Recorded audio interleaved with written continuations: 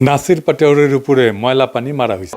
আল্লাহ আপনাদেরকে রহম করুন, আল্লাহ আপনাদেরকে হেদায়েত দান করুন এবং আল্লাহ আপনাদেরকে আমার চান্দাবাজি থেকেও মুক্তি দিন। ওই একই আসনে হাদির উপরেও মারা হয়েছিল ময়লা পানি। চান্দা বাসের লোকেরা এটা করিচ্ছে। হাদিকেও এইভাবেই পানি মারা হয়েছিল প্রথমে, একবার না কয়েকবার। আচ্ছা, সারা দেশে তো ক্যাম্পেইন হইতেছে, বারবার ওই একই আসনে কেন বারবার চান্দা বাসের প্রতিপক্ষের উপরে এই কাজ করা হইতেছে? কারণ আছে, আমরা এটা দেখব। আপনারা দেখেছেন সারা বাংলাদেশ দুই ভাগে ভাগ হয়ে গেছে, খেস কলে ফিট হয়ে গেছে। ইন্ডিয়ার এক সাবেক জেনারেল কইয়া দিছে কি আসিচ্ছে জানেন? এটা জানেন না? হিন্দি আপকে সমঝ আতা হ্যাঁ না? হিন্দি ফিল্ম দেখেন না? আলাপটা গেলে হিন্দি, তাই সাবটাইটেল আছে, আগে শুনেন, শুনলে বুঝবেন ইন্ডিয়ার করে দেওয়া চিত্রনাট্য অনুসারেই সব চলিচ্ছে। শুনেন। हम वेट सिर्फ इलेक्शन का कर रहे हैं। इलेक्शन होने दीजिए। तारिक क्या नाम है उनका, जो बीएनपी के जो अभी तारिक रहमान जो है प्रेसिडेंट है आफ्टर हिज मदर एक्सपायर्ड, उनके जाने के बाद उन्होंने बोला है, एक नया नारा दे दिया। देखिए, आते ही नारा भी बदल गया। न रावलपिंडी न हिंदुस्तान, केवल बांग्लादेश। ये पहली सीढ़ी है, कुछ दिन के बाद हो जाएगा रावलपिंडी गई भाड़ में, हमारे साथ हिंदुस्तान। तो ये जो टेक्निक चल रही है, अब हमको इंश्योर ये करना है कि बांग्लादेश को हमको रखना है, बांग्लादेश हमको बिखेरना नहीं है। इसका कारण क्या है? जितने घुसपैठिए हमारे पास आए हैं, इनको कहीं ना कहीं तो भेजना पड़ेगा ना भाई। শুনিছেন তারেক রহমান কইছে পিন্ডি না দিল্লি না, সবার আগে বাংলাদেশ, এরপরে পিন্ডি বাদ দিয়ে দিল্লির দিকে যাবি, তাই কইছে না? এটাই হইতেছে প্ল্যান। তারেক রহমানের উপরে কি আস্থা ইন্ডিয়ানদের দেখেছেন? হাসিনার উপরে গেলে এত আস্থা ছিল না ইন্ডিয়ার। আসলে তো বিএনপির উপরে আস্থা থাকারই কথা। এই বিএনপি তো ইন্ডিয়াতে থাকা হাসিনা ফিরে আনিছিল। এই বিএনপি তো 15 আগস্টের বিপ্লবীদের দেশ ছাড়া করেছিল। এই বিএনপি আরামসে তাদেরকে হাসিনার হাতে তুলে দিছে যেন ফাঁসি দিবার পারে। এই বিএনপি হাসিনার দুঃশাসনকে দীর্ঘায়িত করছে। ঈদের পরে আন্দোলন, ঈদের পরে আন্দোলন বইলা বইলা পুরা জাতির জীবন থেকে 16টা বছর কাইরা নিছে এই বিএনপি। ভরসা করেছিল বিএনপির উপরে। এই বিএনপি 2013 সালের 5ই মে খালেদা জিয়াকে সরাই নিয়ে গেছে মাঠ থেকে, আর মাদ্রাসা ছাত্রদের হাসিনার গুলির মুখে ফেলাই দিছে। তাছাড়া 2013 সালে হাসিনা জয় বাংলা হয়ে যায়। এই বিএনপি তার দুঃশাসন দিয়া 111-এর রাস্তা খুলে দিছে। ইন্ডিয়ার হাতে যে বাংলাদেশ তুলে দেওয়া হয়েছে, 111 হয়েছে, এ করিছে কে? বিএনপির করে দেওয়া জেনারেল মইনুল আহমেদ। অনেকজনকে টপকায় মইনুলকে করছে। এই বিএনপির মধ্যে আছে রয়্যাল লোক, আমার কথা না, বিএনপির শীর্ষ নেতা আলতাফ চৌধুরী বলে গেছে। শোনেন আর একবার। বিএনপির কিছু লোক আছে যারা নন আননোন না, নূতন না, পুরানা, নন রয়ের এজেন্ট। শুনেছেন? ইন্ডিয়ার পছন্দ তো বিএনপি। সুবীর ভৌমিকের কাছে আবার শুনেন, বারবার শোনা ভালো। ভারত বাংলাদেশে কোন সরকার চাইবে? খুব সোজা উত্তর আমি তোমায় দিয়ে দিচ্ছি। Awami League is not in election, next best option is BNP, obviously not Jamaat. তারা অলরেডি 50 লাখ লোক নিয়ে জেহার টেয়াদের হুমকি দিচ্ছে। ফলে জামাত অবভিয়াসলি ইন্ডিয়া চাইবে না। অত অনেক কথা, ডিপ্লোম্যাটিক কথা বলে তো লাভ। কানেকশনটা হচ্ছে 71। আমরা একসাথে, আমার সৈন্য এবং মুক্তিযোদ্ধারা রক্ত ঝরিয়েছে, সেই সুবাদে Awami League. This is the historical fact.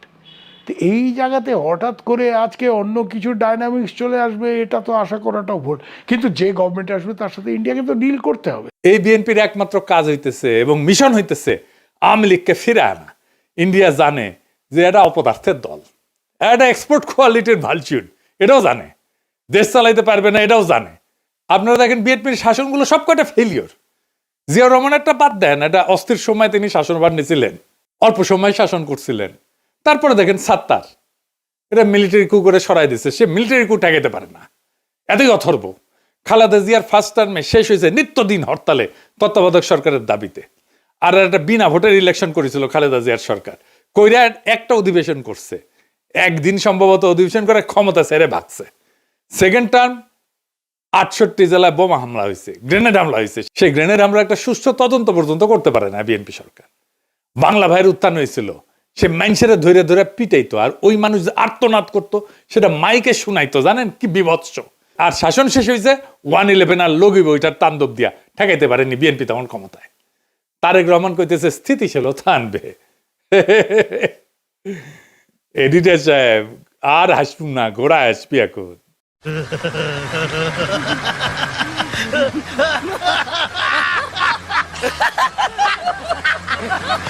এই বিএনপি স্থিতিশীলতা আনবে কোন তরিকা আনবে? তারেক রহমানের হাতে কি জাদু আছে? তাহলে ওই শাসনে স্থিতিশীলতা ছিল না কেন? বিএনপি শাসনে বাংলা ভাই কেন হইল? র্যাব সৃষ্টি কে করছে? বিএনপি। তো এই ক্রস ফায়ারের হত্যাকে কে প্রাতিষ্ঠানিকভাবে প্রতিষ্ঠিত করছে? বিএনপি করছে। এইটার স্থিতিশীলতা বলে? এই যে দেখেন নিজেদের মিটিং, নিজেদের মধ্যে মারামারি। প্রধান আকর্ষণ এবং এই বাংলার 12-15-16-18 উন্নয়নের মনি ছিলেন তিনি।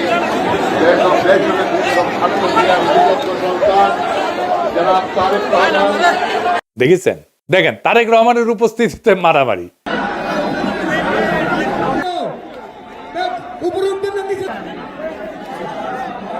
দেখেছেন? নিজের দলের কর্মীদের মিটিং এ আইনা শীর্ষ নেতাদের উপস্থিতিতে সামলাইতে পারে না যেই দল, সেই দল দেশের স্থিতিশীলতা আনবে। কুজার হয়েছে স্থিত হয়ে শোয়ার শখ। বিএনপির একটাই লক্ষ্য, আওয়ামী লীগের পুনর্বাসন। ব্যানে ব্যানে করছি না, দেখে দিচ্ছি, আসেন। আমরা আগে দেখতাম না মুখ ফুসকায় বিএনপির সবাই জয় বাংলা স্লোগান দিত। আওয়ামী লীগের লোকেরা যেগুলো বিএনপির ঢুকেছে তারা এখন প্রকাশ্যে বিএনপির নির্বাচনী জনসভায় জয় বাংলা স্লোগান দেয়। শোনেন। আমার যদি মৃত্যুও হয় আমি এই মঞ্চ থেকে 1000 বার বলবো জয় বাংলা, জয় বাংলা, জয় বাংলা। আমরা কি বাংলাদেশের জয় চাই না? তাহলে জয় বাংলার সমস্যা কি? জয় বাংলা কি কারো ব্যক্তিগত কোনো ধরনের স্লোগান? জয় বাংলা সবার। যখন বাংলাদেশে ক্রিকেট খেলা হয় আমরা কি বাংলাদেশের জয় চাই না? আজকের এই মঞ্চ থেকে আমার যদি মৃত্যুও হয় আমি এই মঞ্চ থেকে 1000 বার বলবো জয় বাংলা, জয় বাংলা, জয় বাংলা। মৃত্যু হইলেও নাকি কইবে জয় বাংলা।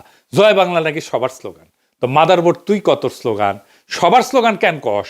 এরপরে মির্জা ফখরুল কয় আওয়ামী লীগ থাকলে নাকি গণতান্ত্রিক পরিবেশ থাকতো। খুব কষ্ট আসে মির্জা ফখরুল। গণতান্ত্রিক পরিবেশ মানে কি জানেন? আগে শুনেন। এরা নৌকাটা নাই, নৌকার যিনি কান্ডারি আমাদের সাবেক প্রধানমন্ত্রী হাসিনা, উনি আপনাদেরকে ফেলে ভারতে চলে গেছে, দিল্লি থেকে বসে আছে, আর আমাদেরকে বিপদে ফেলে দিয়ে গেছে, তাই না? থাকলে অন্তত একটা গণতান্ত্রিক অবস্থা চলতো, তাই তো? শুনেছেন? মির্জা ফখরুলের গণতন্ত্র আওয়ামী লীগ ছাড়া গণতন্ত্র পূর্ণ হচ্ছে না মির্জা ফখরুলের। এই গণতন্ত্র মানে কি জানেন? সে পুরনো সিস্টেম, পুরনো লুটপাট, পুরনো গুন্ডামি, পুরনো ধান্দাবাজি, পুরনো ইতরামি, পুরনো বড় লোকদের শাসন, পুরনো দরিদ্র শোষণ। এটাই পুরনো বন্দোবস্ত। এটা রিকশাওয়ালা চাচা খুব ভালোভাবে বুঝিছে। শুনেন তার কাছে। আওয়ামী লীগের থেকে বিএনপি 3 গুণ আগায়া এই দেশটারে আরো নষ্ট করে আলাইছে শেখ হাসিনা যাওয়ার পরে। যেরকম আওয়ামী লীগের মানুষের নৌকা ভাড়া গুদারা গাড়ি নিত 80 টাকা, বিএনপির পোলাপান নেয় এখন 100 টাকা। তাই নির্বাচনে এলে তো নিব 150 টাকা। গুদারাটা পার হয় হ্যাঁ প্রতিদিন টাকা দেওয়া লাগে। তো যেরকম আমি এই রিক্সাটা পাইতেছি আওয়ামী লীগের টাইমে দিচ্ছি 80 টাকা, এখন আওয়ামী লীগ চলে গেছে, এখন বিএনপির আমলে দেওয়া লাগে আমার 100 টাকা, তার ক্ষমতা এলে দেওয়া লাগবে 150 টাকা। দেশ তো এই দুইজনেই চালায়, আওয়ামী লীগে চালায় আর বিএনপি, এই দুইজনেই মারুক কাটুক জ্বালাক পুরাক এই দেশের মানুষ এরাই এই দুইজনে চায়। হয়তো এই 10 বছর চালাই গেছে, এরা আবার 10 বছর সুযোগ দিব। এই শুনেছেন? দেশ যে দুইজনে চালায় আওয়ামী লীগ আর বিএনপি। রিকশাওয়ালা ঠিকই বুঝেছে তার মেধা দিয়া। তাই দেখেন কিভাবে আওয়ামী লীগের সন্ত্রাসীদের আশ্রয় আর নিরাপত্তা দিতেছে বিএনপি। আওয়ামী লীগ যেন তুহিন সাহেবের কোলেই নিরাপদ। নীলফামারীর আওয়ামী লীগ সন্ত্রাসীদের দায়িত্ব নিছেন বিএনপি মনোনীত প্রার্থী নীলফামারীর সদর 2। আওয়ামী লীগের চিহ্নিত সন্ত্রাসী জুলাই হত্যা মামলার অন্যতম আসামি কাশেমকে নিশ্চিন্তে থাকতে বলতেছেন তুহিন সাহেব। তিনি নাকি নীলফামারীর চিহ্নিত সন্ত্রাসীদের মামলার বিষয়টা দেখতেছে এবং আওয়ামী লীগের ঊর্ধ্বতন নেতৃত্বের সাথে নাকি তাদের কথা হইতেছে। ব্যানে ব্যানে করছি না, শুনেন। আসসালামু কেমন আছেন কাসেম সাহেব? জি ভালো আছেন, দোয়া করেন। আলহামদুলিল্লাহ, আমাদের জন্য ওয়ার্ক করতেছে ভাই। আলহামদুলিল্লাহ, ধন্যবাদ। হয়তো আওয়ামী লীগের আমাদের ওয়ার্ক করতেছি। লোকরা তিনি ভোট করছিলেন? আমরা তো ভাই 8টা মামলা মগন জেলখাটি বাইরে হয়ে আসলাম। মগন ছবি থাক একটু থাক, অসুবিধা নেই। তারপরও প্রশাসনের একটা চাপ দেখতেছি, আমি বিষয়টা একটু দেখেন। আমি দেখতেছি এগুলা। আপনি যেহেতু আসছেন এখানে আমাদের জন্য খুব ভালো হচ্ছে, ভালো ব্যক্তি হিসেবে। চিন্তা করেন না, এটা তো এখন 1 মাসের ব্যাপার। আমি কথা বলতেছি, তারপরও নীলফামারী সদরে সব ব্যাপারেই দেখতেছি আমি, কথা হচ্ছে আপনাদের নেতাদের সঙ্গে। আচ্ছা, দোয়া করেন, আপনারা নির্বিঘ্নে থাকেন, নিশ্চিন্তে থাকেন, কোনো অসুবিধা নেই। কিছু হইলে আমরা টেক কেয়ার করবো। শুনলেন তো? তারপরে বিএনপির নেতা ওই যে আসাদ আসিফ নজরুল তারে অ্যাটর্নি জেনারেল বানিয়েছিল, সে কি কয় দেখেন কেমনে সে আওয়ামী লীগকে বাঁচাইছে, নিজের মুখে করছে শুনেন। এই আওয়ামী লীগকে যখন 24-এর পরে, আগস্টের পরে নিষিদ্ধ ঘোষণা করার জন্য জামাত ইসলামের পক্ষ থেকে রিট পিটিশন দায়ের করেছিলেন, আওয়ামী লীগকে সারা জীবনের জন্য হাইকোর্ট যাতে নিষিদ্ধ করে। আমি অ্যাটর্নি জেনারেল ছিলাম, আমি দাঁড়িয়ে বলেছিলাম যে পিটিশন নিয়েছেন, যারা পিটিশন নিয়ে এসছেন তাদের অধিকার নাই একটা আদর্শকে হত্যা করা। আওয়ামী লীগে যেমন খুনি আছে, আওয়ামী লীগে অনেক আদর্শিক সৈনিকও আছে। সেদিন আমি সেটা আওয়ামী লীগের রেজিস্ট্রেশন বাতিল করার জন্য হাইকোর্টে বাধা দিয়েছিলাম। শুনেছেন তো? এখন কইতে পারেন তো বিএনপি তো ভালোই করবি, নির্বাচনে এত লোক আসছে তারেক রহমানের জনসভায়। এই প্রসঙ্গে আব্দুল্লাহ আবু সাইদের একটা ইন্টারেস্টিং গল্প বলি, শোনেন, মজা পাবেন। আব্দুল্লাহ আবু সাইদ করছে যে গুলিস্তানে সেই 70-এর দশকে সবাই দেখে যে ঝাঁপে পড়িচ্ছে অনেক মানুষ একটা কিছুর উপরে, ঝাঁপে পড়িচ্ছে অনেক মানুষ। কিসের উপরে ঝাঁপে পড়িচ্ছে কেউ বুঝতে পারছে না, কিন্তু কিছুর উপরে ঝাঁপে পড়িচ্ছে। উনিও গেলেন, জিগাইতেছেন ভিতরে কি, কিসের উপরে ঝাঁপে পড়িচ্ছে মানুষ। তো পাবলিকে কয় গাড়ির মধ্যে সাবানা, মানে সাবানা গাড়ির মধ্যে দিয়ে যাচ্ছিল, কেউ দেখিছে সাবানাক যে ঝাঁপে পড়িছে, গাড়ি ধরিছে, ঝাঁপে পড়িছে, গাড়ির মধ্যে সাবানাক দেখবি। তো পরে পুলিশ দেখে সাবানাকে উদ্ধার করা লাগিছে। আপনি ইলিয়াসকে নিয়ে যান বাংলাদেশ, এরকম গাড়ি দেন, লোক বল দেন, বাজেট দেন, মিডিয়ার কাভারেজ দেন, দেখেন ইলিয়াসকে দেখতে আসবে এইভাবেই লোকেরা। এটা হয়। গাড়ির মধ্যে তারেক রহমানকে এভাবে দেখতে আসছে, গাড়ির মধ্যে যেমন সাবানাক দেখতে আসছিল। মানুষ ফার্স্ট অ্যাপিয়ারেন্সে বড় দলের নেতাকে এইভাবে দেখতে আসে। হাসিনাকেও এভাবে দেখতে আসতো। হাসিনা যেটি যেত জনারণ্য হয়ে যেত, সেটি মুরব্বীদের জিজ্ঞেস করে দেখেন। তার মানে এই না হাসিনা জিততো ইলেকশনে, তার মানে এই না হাসিনা প্রচুর জনপ্রিয়। 2013-তে ইমরান খান ইলেকশন করিচ্ছে, সে একইভাবে ভেঙ্গা পড়তো জনগণ। আল জাজিরা করছে, ইংরেজিত করছে, ঠিকই কইছে, ইংরেজি যেহেতু কইছে তাই না, তো বাংলা করে কই জনসমর্থনের এক জোয়ারোচ্ছ্বাস, ধারাবাহিক জনসভা, একের পর এক প্রকাশ্য উপস্থিতি এবং তরুণ ভোটারদের মধ্যে তৈরি হওয়া গতি, এসব ভাষায় তার প্রচারণা ঘিরে ব্যাপক জন উৎসাহের ইঙ্গিত দেয়। টাইম ম্যাগাজিন করছে রক গানের অনুষ্ঠানের মতো হইতেছে জনসভা, মানে রকস্টার ইমরান খান। ইলেকশনে ইমরান খান মেল্লো ডাব্বা। এই একই ইমরান খান ফেনোমেনন হবে গাড়ির মধ্যে তারেক রহমানের, গাড়ির মধ্যে সাবানার মতো। বুঝেছাও? অনেক সময় মানুষ দেখতে আসে, শুনতে আসে, ভোট দিতে আসে না। তারেক রহমানের ভোট না, এগুলা দেখবার আসিচ্ছে গাড়ির মধ্যে সাবানার মতো। যে প্ল্যান করিছে সবই তো দেখেছেন। আরো দেখামো ওই সমস্ত প্ল্যান নাকি বাস্তবায়ন করতে হইলে তারেক রহমানের দরকার মানুষের নিরাপত্তা আর দুর্নীতি কমানো। আবার দেখেন নিজেদের দলের লোকেরা নিজেদের দলের উপরে কেমনে ঝাঁপে পড়ে। কুমিল্লা স্যার আসনের মঞ্জুরুল হাসান মুন্সির ছেলে রিজভি কেমনে প্রতিপক্ষকে ফাঁসাইতে কইতেছে, শোনেন, কোপাইতে হবে, শুনেন। আইনি সহযোগিতা, আর্মিতে, পুলিশে মামলা করো, খালি এমনি এমনি মামলা করলে হবে না, 326 লাগবে। 326 যদি তোমার না করতে পারো, একটা হিরিঞ্চি লও, আর 1000 টাকা দাও, আর হাতে কোপ দাও, 8-10টা সিলি দাও, 326 করাও। রিমন সুমন মতিন বাল সাল যা আছে সব গুলাকে ধরে লাগবে, এইটা করো। কিন্তু 326 মিনিমাম আর ওভার, নাহলে কিন্তু মামলা করার লাভ নাই। চট্টগ্রামের রাউজানে বিএনপি কর্মী বাড়ি থেকে বিপুল পরিমাণে অস্ত্র উদ্ধার, দেখেন। চট্টগ্রামে এক বিএনপি কর্মীর বাড়িতে গভীর রাতে অভিযান পরিচালনা করে বিপুল পরিমাণে দেশি বিদেশি অস্ত্র, গোলাবারুদ ও মাদক উদ্ধার করেছে র‍্যাব-7। এ সময় ওই বিএনপি কর্মী সহ 2 জনকে গ্রেফতার করা হয়। ওরা যে ভোটে কারচুপি করবি ওটা কিন্তু ঠিক হয়ে আছে। এই যে শরীফ বিএনপির প্রার্থী, ওর আপন খালাতো ভাই, ওর নাম বোধহয় অল্টু, জনগণকে উদ্দেশ্য করে করছে যে এমপি তো আমরা হবই, আপনারা কেউ ভোট না দিলেও আমরা এমপি হব। শুনেন, এমপি তো আমরা হবই, আপনারা কেউ ভোট না করলাম। ওই আবার আলমডাঙ্গা এই উপজেলা বিএনপির নাকি বর্তমান সাধারণ সম্পাদক। তার মানে ভোটের দিন কি করবি আগে জানিয়ে দিল। দেখিসাও, এইগুলো হইতে plan. I have a plan. এই প্ল্যান দেখিচ্ছেন, দেখেন। ঝালকাঠির দোয়া মাহফিল করিচ্ছে বিএনপি নিজেদের মধ্যে, সেটিও দুই দল হইলে বাড়াবাড়ি করিচ্ছে। দেখেন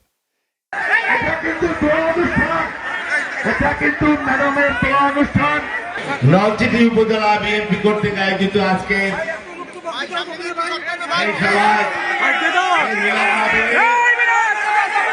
এই দল আনবি স্থিতিশীলতা কয় কেমনে লজ্জা করে না এদের।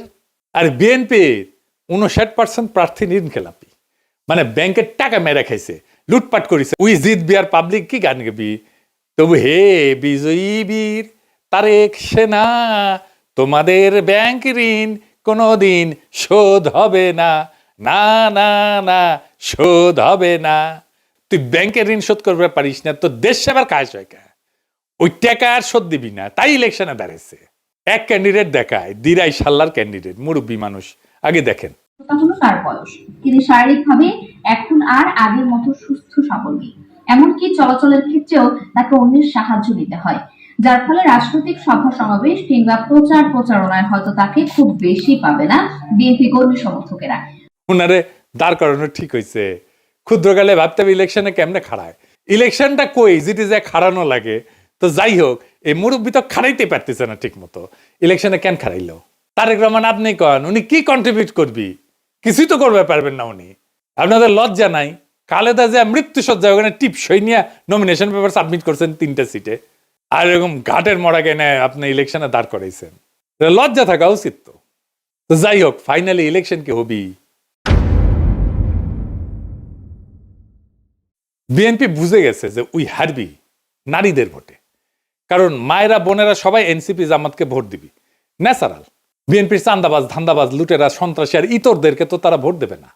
নারীদের মধ্যে জামাতের প্রভাব বেশি, তাদের অ্যাক্সেস আছে, অন্দরমহলে যাতায়াত আছে অনেক দিন থেকে।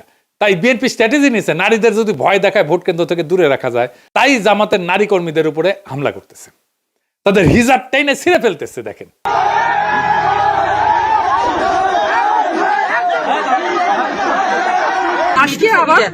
আজকে আবার ওই যে ওই মহিলা আমাদের কর্মী ঢোকার কারণে ওনারা এক পর্যায়ে বোরখা খুলি নেন, আবার হিজাব খুলে এসে দেখলাম যে হিজাব খোলা বা হিজাব কার মুখে আছে মূলত এই ঘটনা থেকে শুরু হয়ে এখানে 2-3টা মোটরসাইকেল ভাঙচুর হলো, আবার বাড়ির ভিতরে কিছু ইট পাটকেল মারলো, বাড়ির ভিতরেও দেখলাম 2টা মোটরসাইকেল।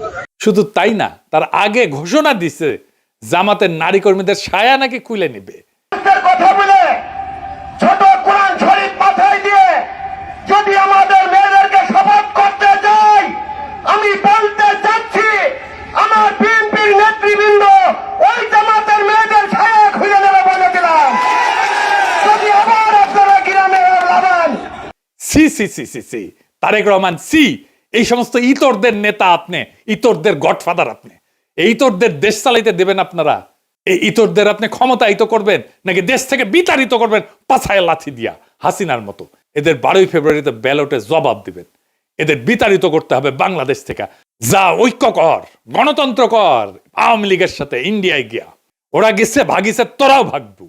মির্জা ফখরুল কলেজ স্ট্রিটে বই কিনবি আর কাউয়ার সাথে কফি হাউসে বসে কফি খাবি।